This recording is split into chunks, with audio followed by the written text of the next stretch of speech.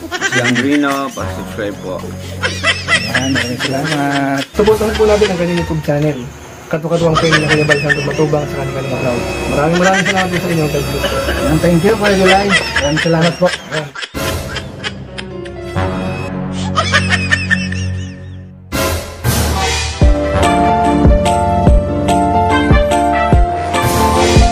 Siya ang makakasama nyo at magiging katuwang aalali sa mga nangangailangan. Jose Andrino, ang kalingap mo na laging nandito.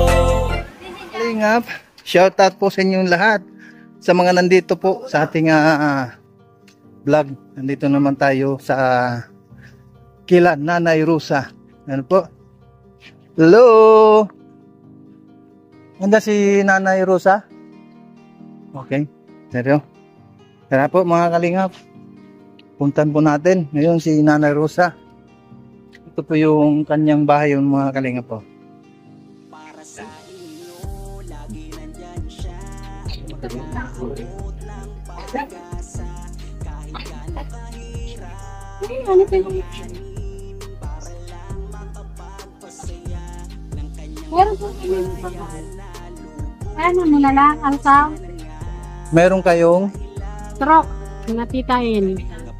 saan yun? Andito po, kahigalan. Si Nanay Rosa. Kita niyo po yan? Opo. Oh, no. Kaya mo? Pang-apat pa o pangatlo, Kuya Fernan? Ito lang. Ha? Malawa ko lang. Oo. Kasi, Ay nga pala, nauna pala ito. kasabay yun sila eh. Oo, Pangalawa pala. pangalawa pala ito. Kay Nanay Rosa. Ayun po mga kalingap. Pangalawa pa lang itong na pagbalik natin kay Nanay Rosa. Ayun po.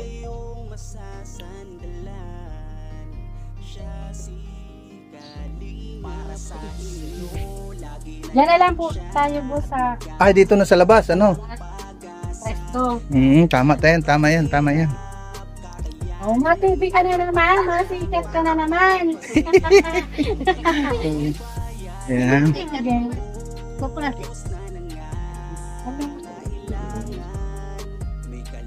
Yan na lang. Oo. Okay na po dito. Man may lalabas pa lang. Hindi magkasya? Oh, sige, diyan lang po. Yan. Ngayon,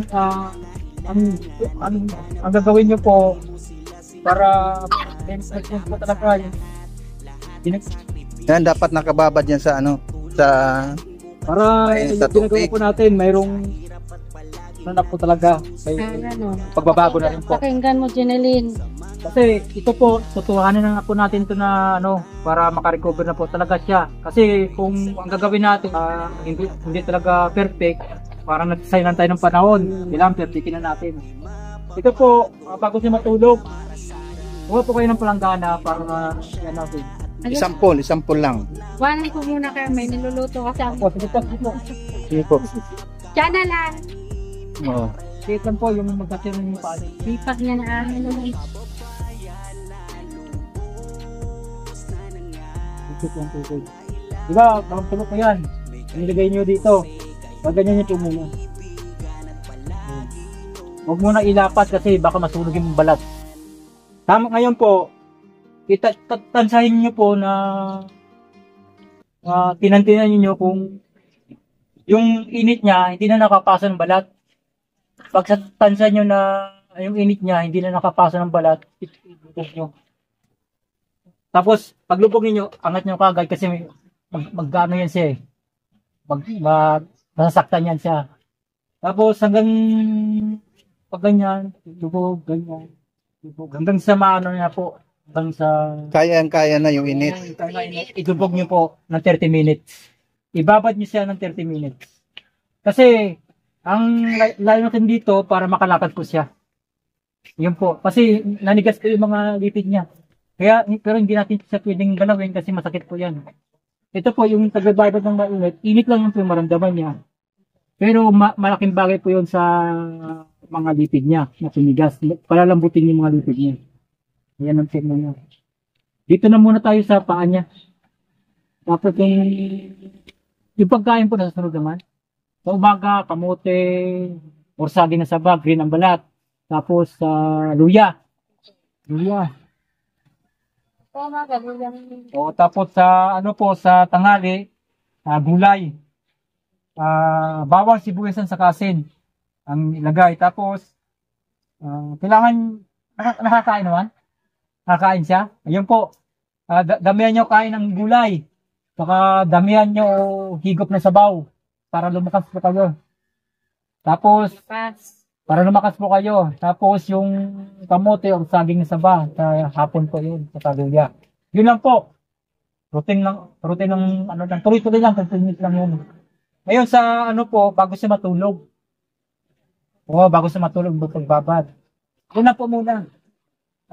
Yun lang po muna ang titingnan natin. Kano-ano po si Nanay Rosa, ate? Kano-ano mo si Nanay Rosa? Ay, biyanan. Titingnan muna po. Yung kasama kanina, yun ang pamangkin ni Nanay Rosa. Yung pumunta dito kanina.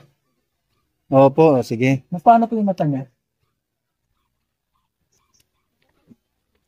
Oh, mga. Ang gawin nyo ito dyan, katasan nyo ng malunggay. Ano nyo ng malunggay yan, katasan nyo. Para matanggal yung maga, katasan nyo ng malunggay yan. Sa umaga, saka sa gabi, ang lagay niyan. Yung bata. Katasan nyo ng, katasan nyo ng, kasi antibiotic yung malunggay. Katasan nyo yan. Para gumaling. Tiisin nyo lang yung tiisin nyo lang.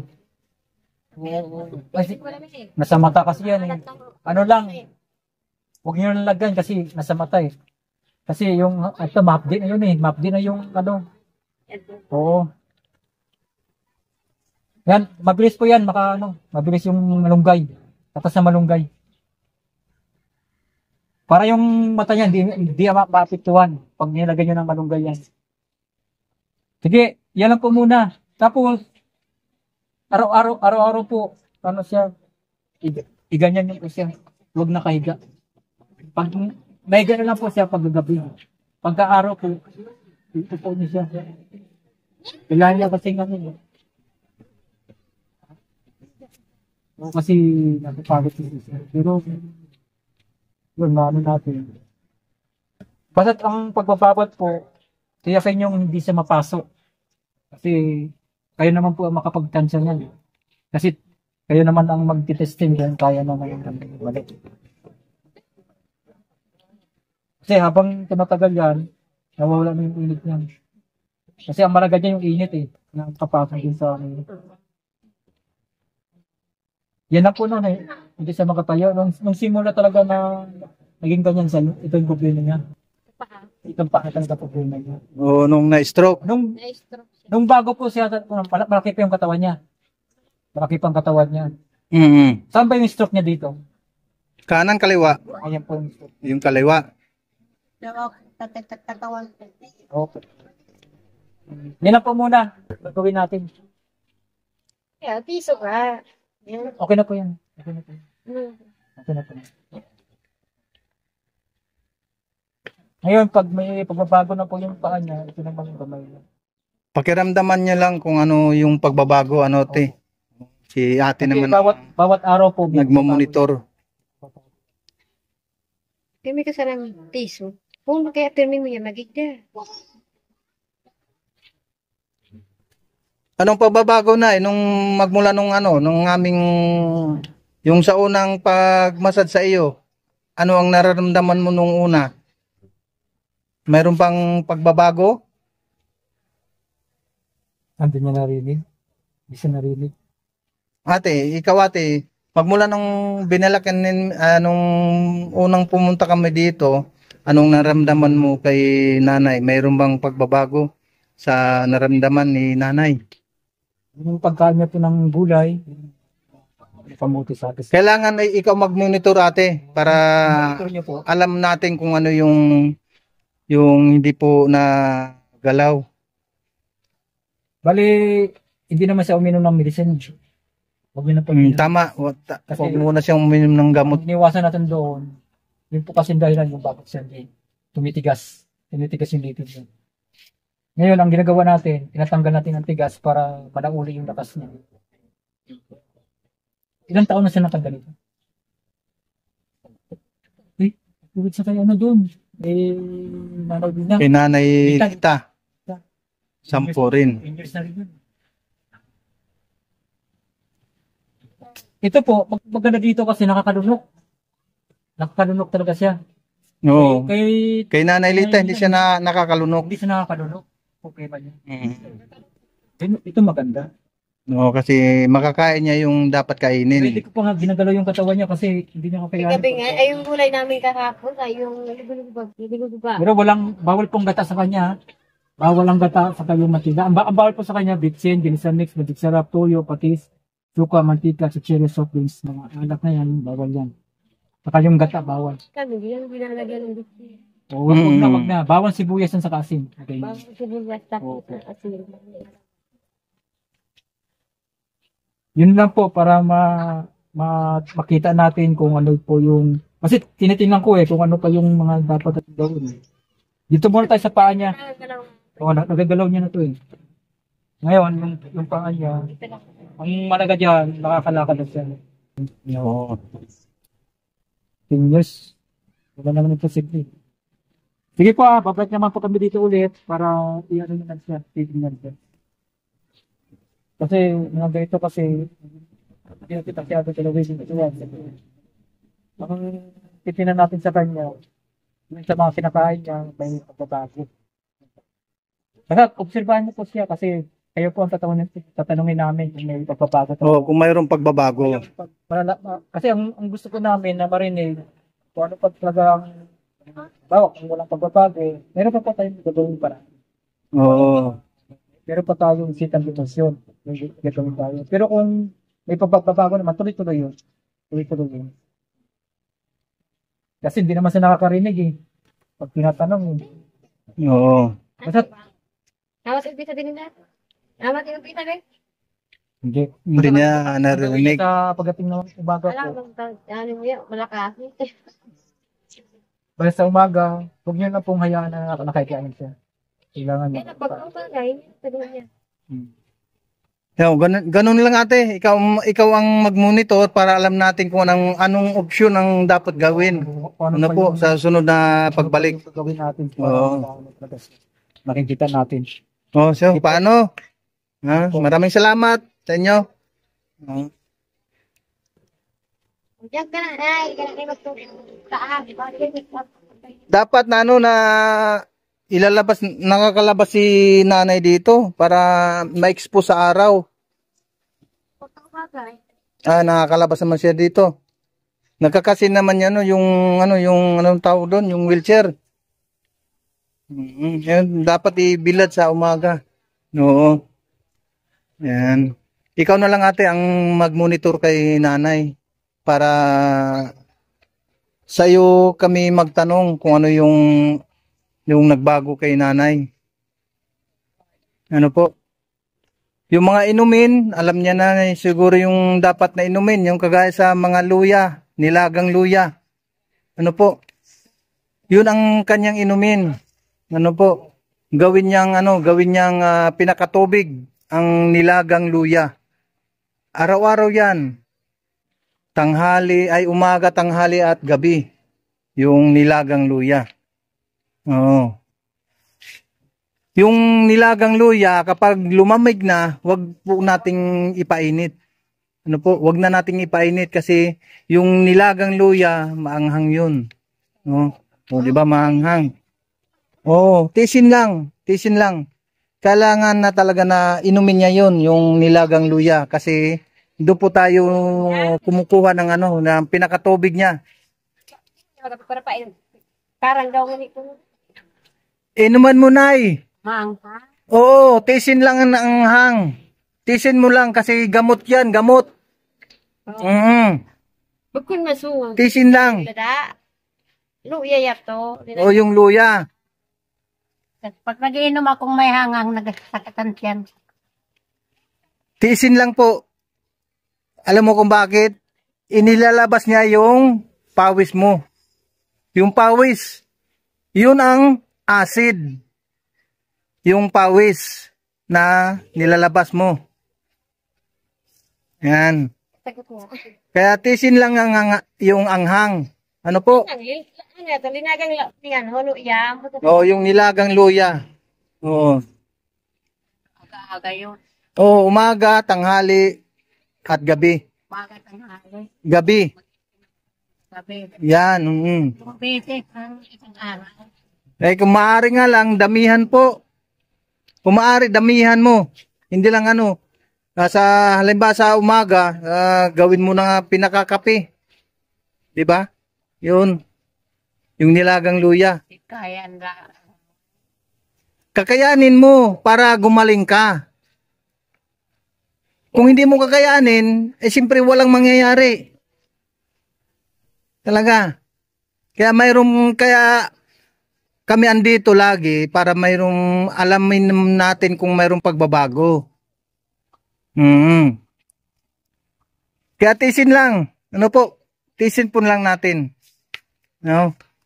Salamat po ha. Alis muna kami. Sige po. Maraming salamat din. Sige. Yan po mga kalingap. Maraming salamat po sa inyong panonood. Maraming salamat kay Kuya Bal Santos Matubang, Ate Edna Vlogs at kay Kalingap Rob. Maraming salamat po sa inyong lahat sa mga sponsor. Kay Ate Inday PB, kay Miss Yai, at kay Kuya Winnie, Ate Irene DB, Kalingap Undo TV, at sa lahat po ng mga sponsor. Maraming salamat kay Ading Laura Imberagat Official, kay Ate Matit Gabarda Vlogs. Yan, maraming salamat din po. At kay Ate Sally Lurk, at kay Ate Luri D. Magalpok. Yan, maraming salamat din po sa inyong suporta. At sa lahat-lahat po kay Ate Matit Gabarda Vlog. Ayan po, maraming salamat sa inyong suporta sa panonood sa aming video. Ayan po. At kita-kita naman tayo sa panibagong vlog. Ano po, maraming salamat sa inyong suporta. Bye bye po, God bless.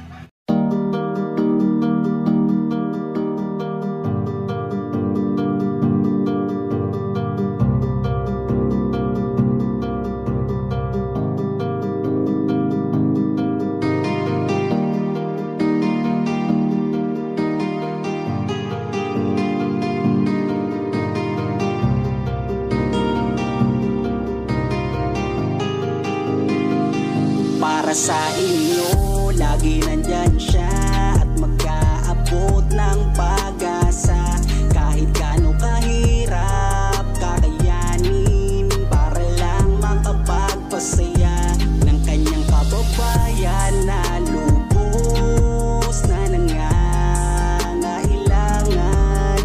May Kalingap Jose, kayong kaibigan at palagi niyong masasandalan.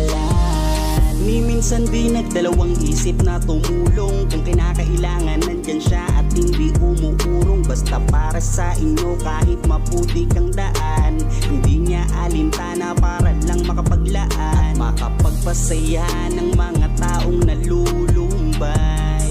Nandyan siya at magbibigay ng kulay. May Kalingap Jose, kayong masasandalan at kayo ay tutulungan. Kaya huwag kang mag-aalala, meron kayong masasandalan. Siya si Kalingap. Para sa inyo, lagi nandyan siya at mag-aabot ng pag-asa. Kahit gaano kahirap, kakayanin para lang makapagpasaya ng kanyang kababayan na lubos na nangangailangan. May Kalingap Jose, kayong kaibigan at palagi niyong masasandalan. Isa ka sa ginawang instrumento ng ating Panginoon upang tumulong sa mga taong nangangailangan. Di ka napagod at di mo sila sinukuan. Salamat sa lahat ng sakripisyo mo. Ang iyong pagtulong ay laging bukal sa puso mo. Laki sa hirap at palaging nagsusumika para makatulong sa mga mahirap. lagi niyong tatandaan, may isang taong maglalaan ng tulong sa mga mahirap, di mapapagod kahit na para sa